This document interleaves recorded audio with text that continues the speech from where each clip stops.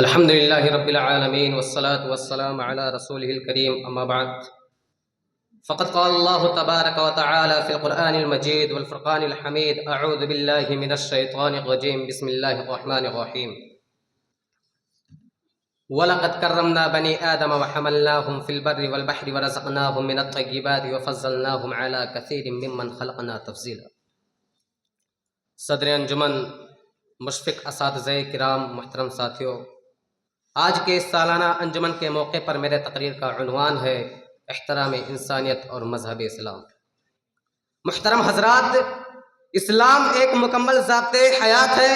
جو انسانیت کی تکریم اور احترام پر زور دیتا ہے۔ اسی وجہ سے اللہ اور اس کے رسول صلی اللہ علیہ وسلم نے انسانوں کی عزت اور ان کے حقوق کی حفاظت کی اہمیت بیان کی ہے۔ اسلام انسانوں کے حقوق کا تحفظ کرتا ہے اور ان حقوق کا احترام کرنا ایک مسلمان کی ذمہ داری ہے۔ چنانچہ اللہ رب العالمین نے قرآن مجید کے اندر ارشاد فرمایا وَلَا تَقْتُلُوا النَّفْسَ الَّتِي حَرَّمَ اللَّهُ إِلَّا بِالْحَقِّ، کہ کسی بھی انسان کی جان، مال اور عزت پر حملہ کرنا اسلام میں حرام ہے۔ چنانچہ قرآن مجید نے بلا تفریق مذہب و ملت اہل دنیا کو احترام انسانیت کی سند دیتے ہوئے ارشاد فرمایا وَلَقَدْ كَرَّمْنَا بَنِي آدَمَ، کہ ہم نے بنی آدم کو مکرم اور محترم بنایا۔ اسلام نے انسان کو اتنا احترام دیا کہ من قتل نفسا بغیر نفس او فساد فی الارض فکأنما قتل الناس جميعا ومن احیاها فکأنما احیا الناس جميعا، کہ جس نے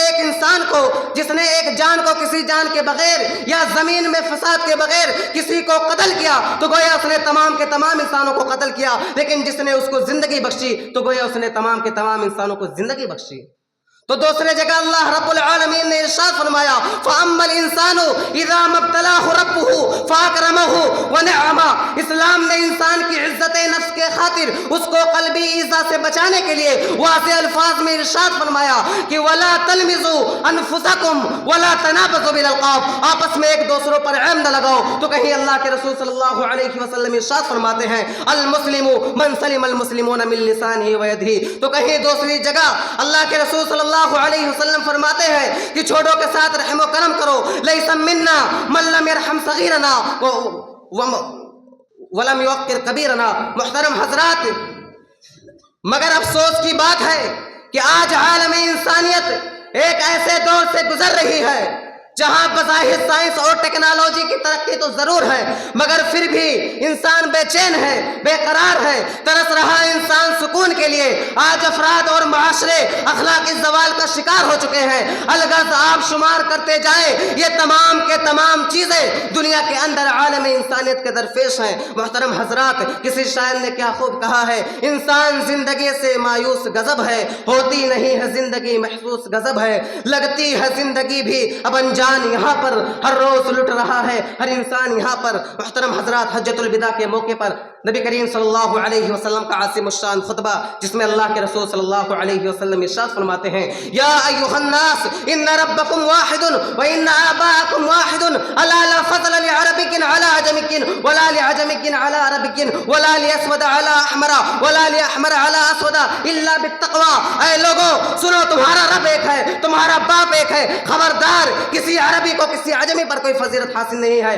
اور نہ ہی کسی عجمی کو کسی عربی پر کوئی فضیلت حاصل ہے، نہ کسی کالے کو کسی گورے پر کوئی فضیلت حاصل ہے اور نہ ہی کسی گورے کو کسی کالے پر کوئی فضیلت حاصل ہے۔ اگر اللہ رب العالمین کے نزدیک فضیلت کا کوئی معیار ہے تو وہ تقوی کا معیار ہے۔ اور محترم حضرات، صرف اتنا ہی نہیں بلکہ مذہب اسلام نے دنیا کے تمام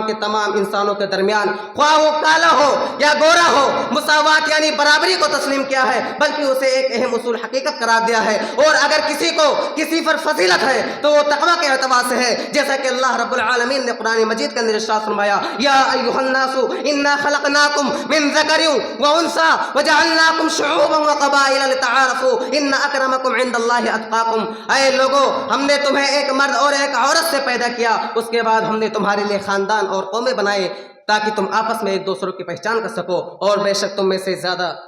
بہتر شخص وہ ہے جو زیادہ متقی اور پرہیزگار ہے اللہ رب العالمین کے نزدیک۔ اب آخر میں اللہ رب العالمین سے دعا ہے کہ بارہ الہ ہمیں انسانوں کے حقوق کی حفاظت اور نیک عمل کرنے کی توفیق دے، آمین۔ السلام علیکم ورحمۃ اللہ وبرکاتہ۔